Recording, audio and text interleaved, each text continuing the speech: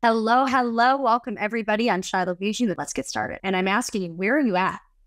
Did you set goals? Did you set resolutions? I stopped doing resolutions a few years ago, only because I'm like these, if you mess up or you feel like you fail, you kind of throw in the towel.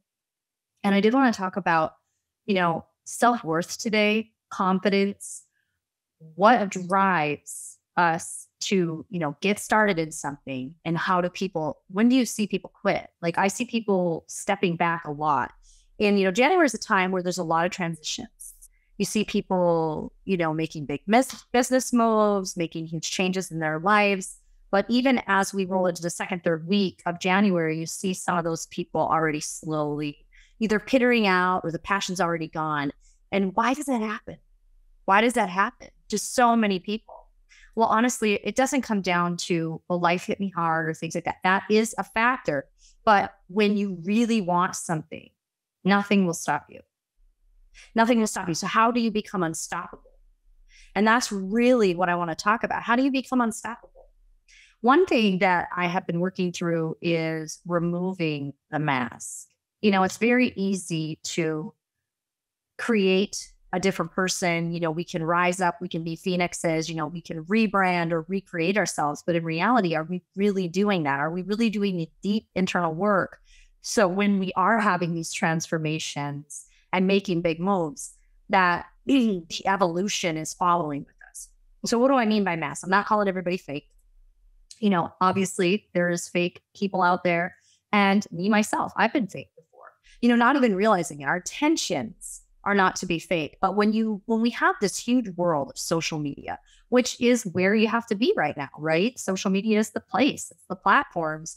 But it's really easy to fall into, well, look at what this person's doing, and I want to do what they're doing. How are they speaking? How do they look? How do they dress? All of a sudden, you're starting to say the things they're saying.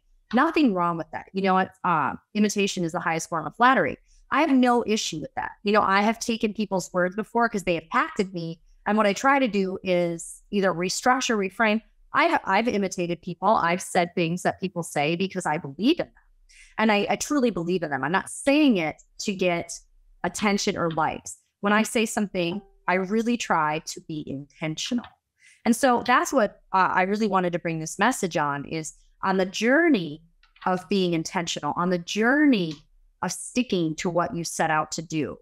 It can be a rough road, because if you don't have a clear path, a clear vision, if you don't gain clarity within here, everything else is going to be fuzzy or fizzle out.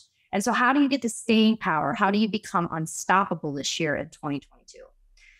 Well, the deep work is always the suckiest work. I'll be honest. It's never fun. You fall, you got to get back up. You fall again, get back up.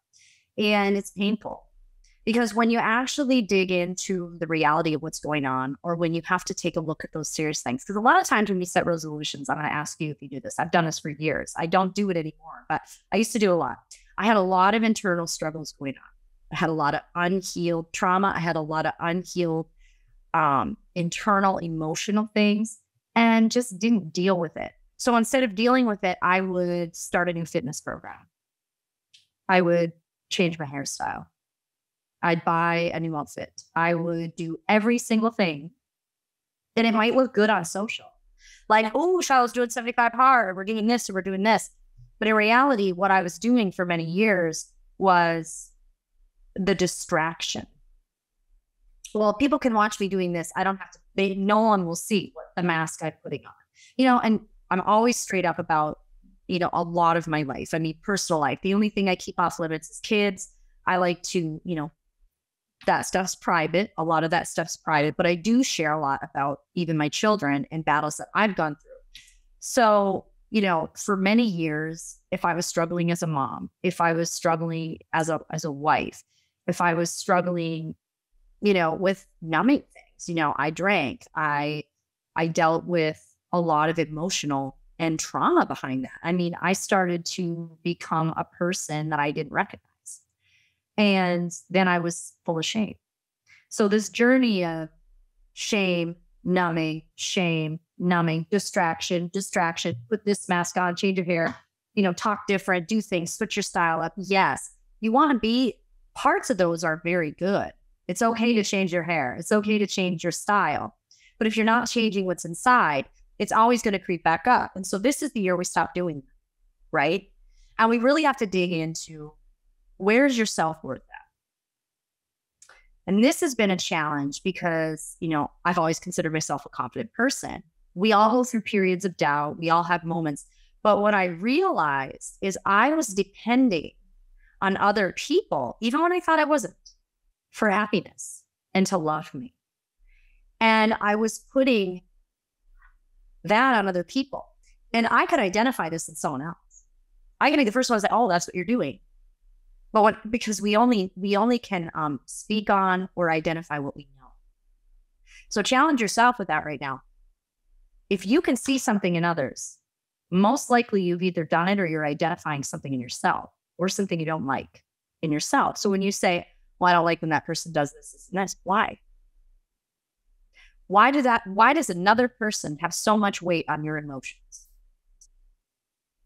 And that's tough because when we have to be 100% accountable, it can be painful. And that's why you see a lot of people that will just go, you know what? I can't handle this. I'm going to go over here. Shift and pivot, right? We shift, we pivot, we shift and pivot. I'm the queen of it. Again, I speak on what I know. I speak on what I see in myself. And I really had to dig in about confidence and self-worth because, it was something that I didn't identify with in myself for a very long time until recently. I had to have somebody identify it for me and work through it. And what I was doing was I was putting on this mask. So I was making other people happy. Well, if I say this the right way, I'm going to make other people happy. They're going to think I'm a good girl. And if I talk a certain way, if I look a certain way, it's going to make this person happy.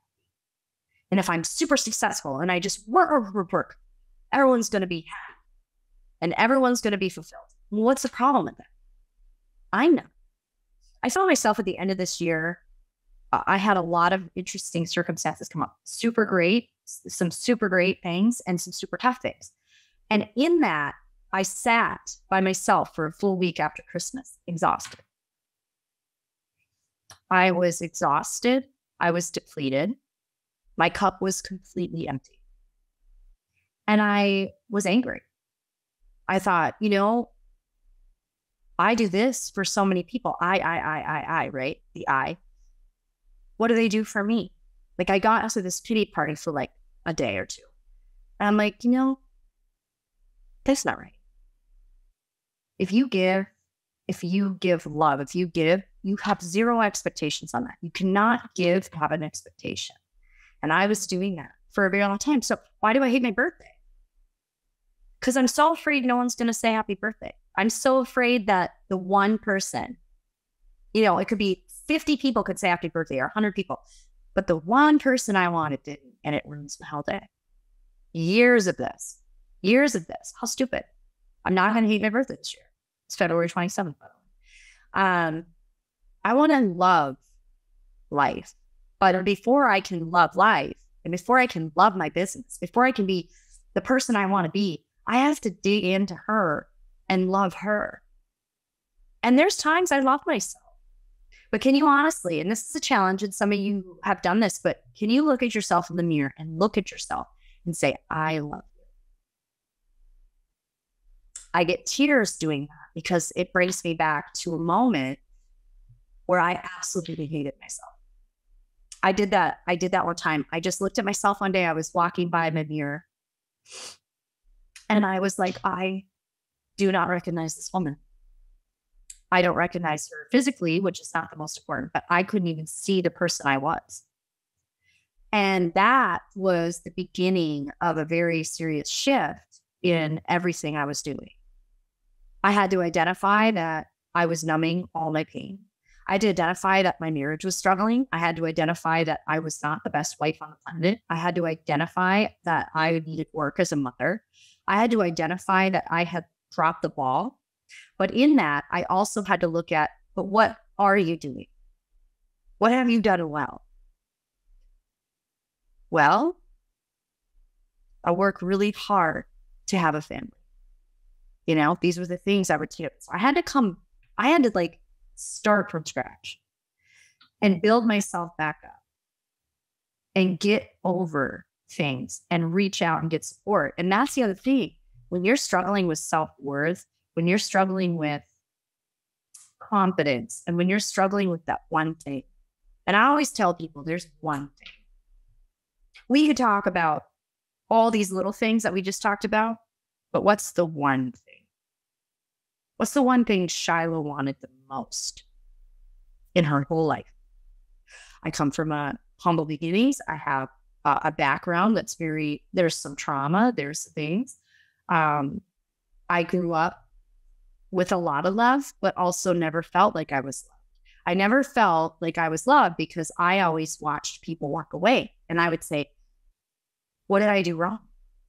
So as somebody would move away from me, I would identify that as I must not be doing something right, even as a child. So if something was wrong and they were dealing with their own battle, because here's the deal. Nobody's worried about you. They're worried about them. Everybody's got a battle inside, right? Everybody's got their own stuff. But we as humans take on so many other people's emotions and we say, he left because of me. How can I fix this? So all my life, I was in fix mode. Survival, fix. Survival, fix. This friend doesn't like me. This friend left me. This person in my life left me. This man left me. This person did this to me. It was always about, I took it on myself. And in that struggle, I created masks. I created survival. Some of that benefited me for a while. But what happens when you do that is you fry. You have meltdowns. You start doing unhealthy things. You start quitting things. You don't commit. You back away. You sink in. And you don't actually heal the problem. You just numb it. Numbing doesn't have to be alcohol or drugs. Y'all, numbing does not have to be that. Numbing can be social media. Numbing can be fitness. Like, there's a level where you can numb everything by working out and focused 100% on your body all day long. Did it. I did that too. I've had many phases of that. And it was all putting on these masks. Alcohol was the agent. What was really going on for me was I needed love. I needed to be loved. I needed to love myself. And so this tap dance, I used to call myself, and I recently still call myself, the tap dancer. Well, I'm over here tap dancing for you, and I make you happy. And now I got to go over here and tap dance for you, and I make you happy. And now I got to tap dance for these people because that's going to make them happy. And then I'm sitting there going, I'm exhausted. And then if they don't give you what you think you need from them, you're disappointed. And then you're like, what did I do wrong? And then what happens? You feel shame because you're not being your whole self.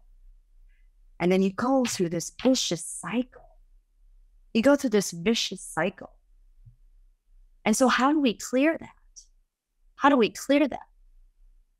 The number one thing I could tell you is when I stopped wearing the mask, and even recently had masks, when you stop and identify, you can gain clarity. And what happens with clarity? When you're clear, when you have a clear path, you're unstoppable. But why do we get stopped? Because if we're not dealing with the internal things, the shame, the guilt, the sadness, the hurt, this lack of self-worth, zero confidence, and we're just putting on masks and hiding behind social media, we're hiding behind whatever we're hiding behind, the minute a roadblock comes up, what happens? You're in momentum. Boom. Money. What's your story with money? Mine was always so crazy, from a young child. I always go back to having lack. And I have to pull myself out of it when I feel it. And every time I feel it now, it gets better and better and better and better. Because I identified money with love. That was not right. But I have no issue. I have no lack of money. Like, I don't have a lack mindset. But what happens is the fear comes in for lack. And then I panic. Like, what if this happens? And then what do we do when we think of the future? When we think of scenarios, because I have this mind.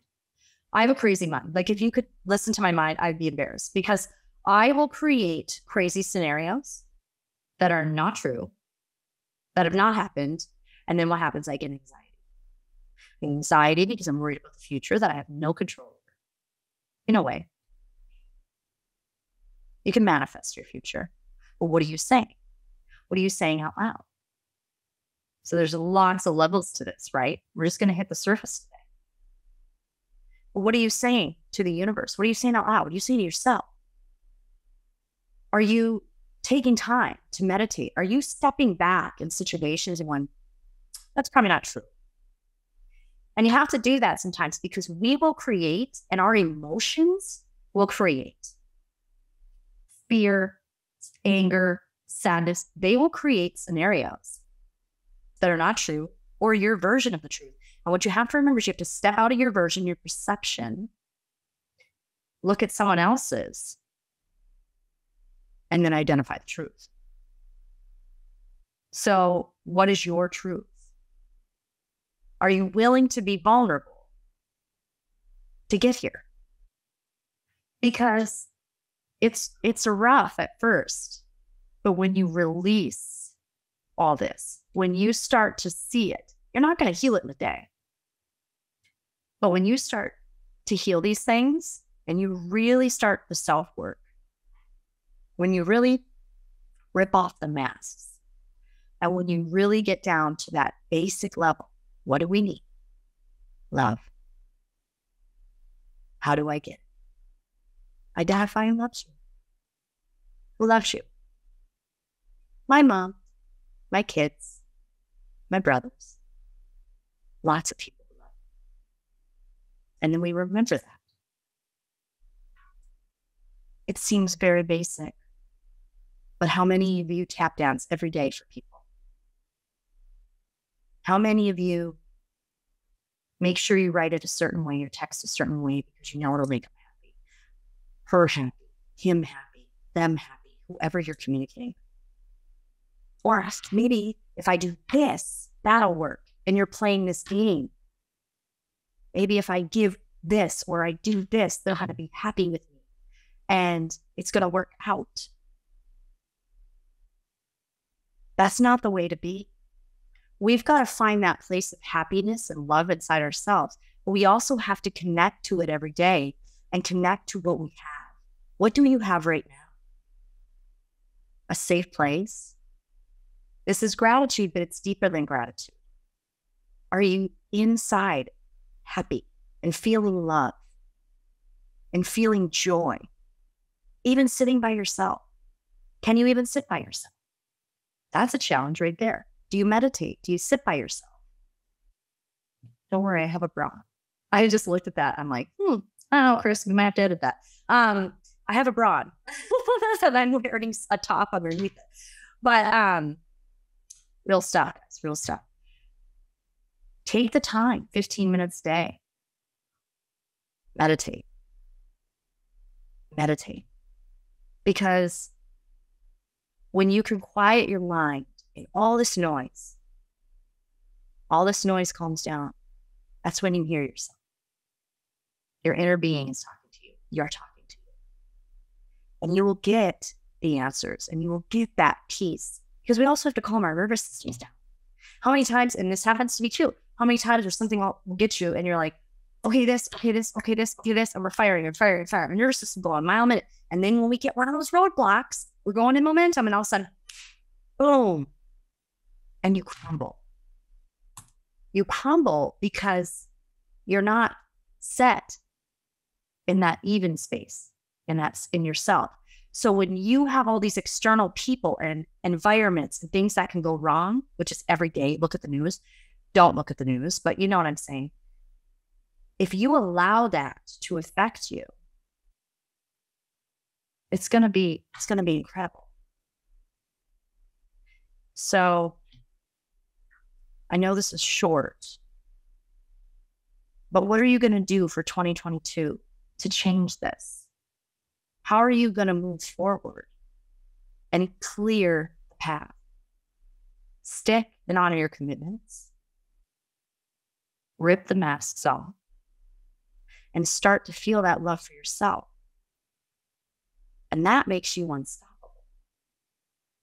That makes you incredible. And you're all incredible people. All of you. But we have to do the hard work. We have to do the stuff that sucks. We have to feel some of that pain. But just imagine when you feel that pain and when you rip the Band-Aid off, what happens? What happens after you rip that Band-Aid off? Relief.